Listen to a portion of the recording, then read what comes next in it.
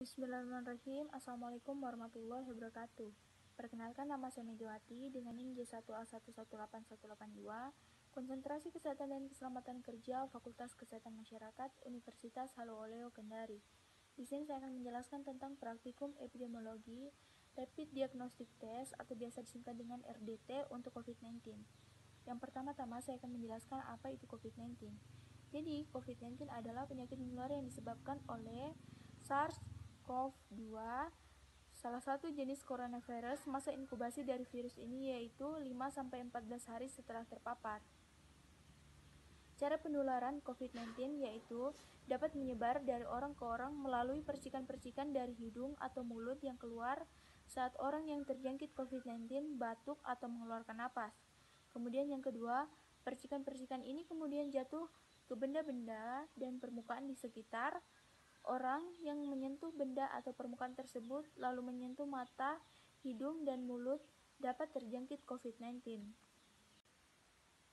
Tingkatan pasien dalam COVID-19 yang pertama yaitu OTG. OTG adalah orang tanpa gejala. Orang tanpa gejala ini yang dimaksud adalah orang yang memiliki riwayat kontak dengan pasien yang terkonfirmasi atau kemungkinan besar positif COVID-19. Kemudian yang kedua, ODP atau orang dalam pengawasan, yaitu orang yang memiliki demam lebih dari 38 derajat Celcius atau gejala gangguan sistem pernapasan seperti pilek, batuk, dan sesak napas. Yang ketiga yaitu PDP atau pasien dalam pengawasan. Yang dimaksud di sini adalah pasien yang sudah terkonfirmasi terkontaminasi COVID-19 yang dirawat di rumah sakit. Yang berikutnya adalah APD atau alat pelindung diri yang digunakan tenaga kesehatan dalam menangani pasien COVID-19, mulai dari penjemputan pasien hingga perawatan pasien di rumah sakit.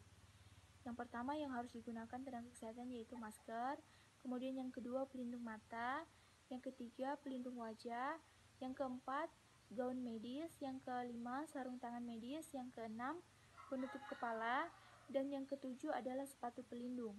Yang berikutnya adalah Rapid Diagnostic Test atau biasa disingkat dengan RDT.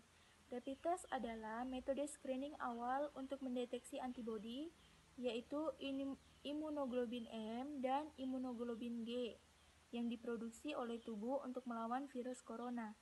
Bila antibodi ini terdeteksi di dalam tubuh seseorang, artinya tubuh orang tersebut pernah terpapar atau dimasuki oleh virus corona.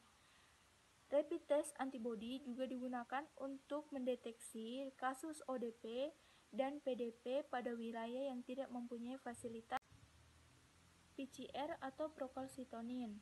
Kemudian yang berikutnya adalah metode praktikum. Dalam praktikum ini, alat yang digunakan yaitu alat rapid test COVID-19, kemudian jarum suntik, tisu alkohol. Adapun bahan yang digunakan dalam penelitian ini yang pertama yaitu spesimen darah, kemudian yang kedua yaitu assay buffer. Tata cara melakukan rapid test.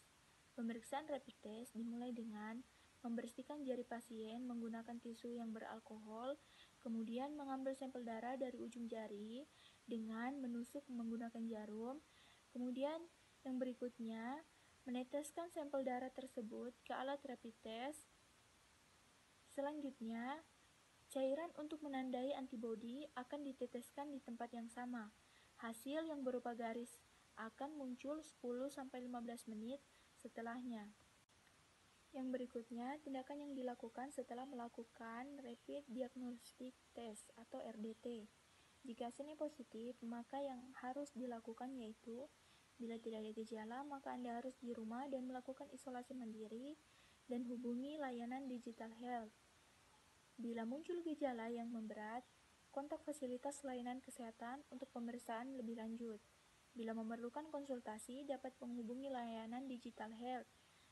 Kemudian, jika hasilnya negatif, maka yang harus dilakukan yaitu isolasi mandiri di rumah bila memang ada gejala. Melakukan rapid diagnostic test kembali setelah 7-10 hari setelah pemeriksaan awal. Jadi, rapid diagnostic test di sini hanyalah sebagai pemeriksaan screening atau pemeriksaan penyaring, bukan pemeriksaan untuk mendiagnosa infeksi virus corona atau COVID-19. Tes yang dapat memastikan apakah seseorang positif terinfeksi virus corona sejauh ini hanyalah pemeriksaan polymerase chain reaction atau PCR. Sekian dan terima kasih dari saya. Wassalamualaikum warahmatullahi wabarakatuh.